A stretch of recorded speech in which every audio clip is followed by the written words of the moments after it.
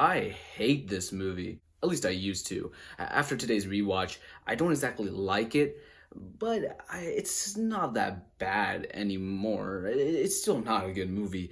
But I'm about to explain that in a little bit. But before I do so, make sure to click that like and subscribe button as well as the notification bell if you want to see more reviews just like this one. I'm going to be doing a lot more MCU reviews leading up to Black Widow, so make sure to be on the lookout for that. And I'm going to be doing tons of other reviews for other franchises in honor of new movies releasing this year, so stay on the lookout for that as well. But besides that, I also do tons of rankings, reactions, and a bunch of cool series, so if you want to stay up to date with all of that, as well as all things Marvel, all things DC, and all things movies, make sure to click that like and subscribe button, but most importantly, that notification bell. But with that being said, this is going to be my review of Iron Man 2.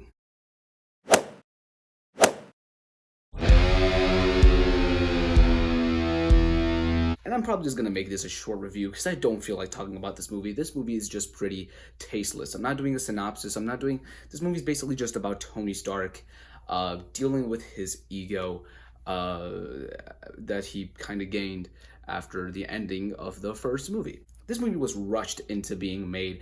Jon Favreau needed 3 years to make it, and Marvel Studios only gave him 2. But that's okay because this movie, without it, the MCU probably just wouldn't be the same. This movie does a lot to help out with that universe building aspect of the entire Marvel Cinematic Universe. And honestly, it's not horrible. Let's get the positives out of the way. Robert Downey Jr. is still as likable as ever. I really liked him in this movie. Justin Hammer, I thought he was doing a pretty good job. Not gonna lie, I kind of liked him. Gwyneth Paltrow as Pepper Potts, obviously great. Jon Favreau as Happy Hogan, obviously great. Scarlett Johansson as Black Widow, obviously great. But other than that, you don't really have too much to look forward to. I thought the villain was actually quite weak. The opening 5 minutes of this movie are laughably bad. I mean, you get no character development for this character. You have no idea who this guy is, but suddenly you're supposed to care for him, which, spoilers by the way, when it was his dad, when his dad dies, you're supposed to feel for him, but you don't know who this guy is. You just met him. And there's a ton of other things going on that just don't make sense. They're just not possible. You get explanation for them later on in the movie, but you're still like, how could this possibly happen here? That's not how it works. Don Cheadle, I like this guy as Rhodey. I do. He is my war machine. I don't think Terrence Howard was bad. I liked him too, and I definitely liked their friendship more, but I just feel like Don Cheadle has more of a charm that he just decided to turn off for this movie. This was his first outing as Colonel James Rhodes, and he just dropped the ball. This character is very unlikable in this movie. A lot of character choices are frustrating. The United States government in this movie, I kid you not, is the worst representation of the United States government I have possibly ever seen. I hated the government in this movie, and I guess they were maybe going for that, especially the senator. The senator was just a huge...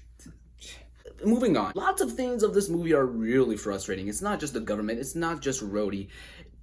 It's the overall just disappointment of everything. The blandness of everything. The first Iron Man was unique. It was creative. It was a surprise hit among audiences. This movie, it wasn't a surprise hit even for me, and I'm a huge Marvel fan. This movie failed on a bunch of levels. People were expecting this. I was expecting this to be even better than the first Iron Man. I mean, you're finally integrating War Machine into this.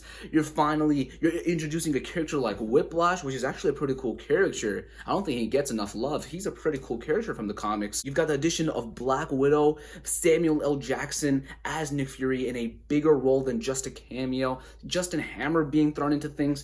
You've got potential here, and there's good things. There's highlights about this movie. The scene where Tony was watching that video clip of his dad talking to him, that was powerful. That was good storytelling. The scene where he kind of rediscovers but also creates a new element, that was good Iron Man storytelling. That was a good representation of Iron Man. And yes, this movie is funny. Iron Man is funny in this movie. The action sequences are kind of amped up a bit, but I just can't get over the fact how much potential was here, how Jon Favreau was just rushed into things And this movie being the reason he just didn't come back to the franchise, why he just didn't do Iron Man 3. I don't really want to talk about this movie anymore. It's not exactly boring. It can keep you hooked pretty much almost the entire time, but my original criticism with this movie, like ever since the first time I saw it, my main criticism has been that it just doesn't spend enough time in the suit.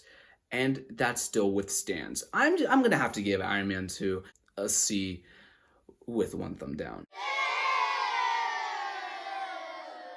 I don't hate it as much as I used to. I used to have it at like a F and then moved up to a D, and now it's at a C.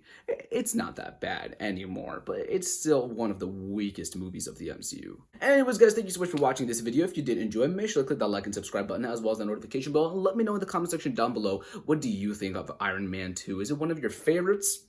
Maybe it's an unpopular opinion, maybe it's a guilty pleasure, or are you just like the rest of us and you think it's at the bottom? I would love to hear your thoughts in the comments. Like I said at the beginning, click that notification bell because I've got a ton of MCU reviews coming in the future, as well as some reviews for other main franchises in honor of the movies releasing in 2020. And you just want to stay up to date with all things Marvel, all things DC, and all things movies. I can just tell. If you like this review, you'll probably enjoy some of my other MCU movie reviews. Click that playlist right up top. Check out my other movie reviews, just regular movies while you're at it.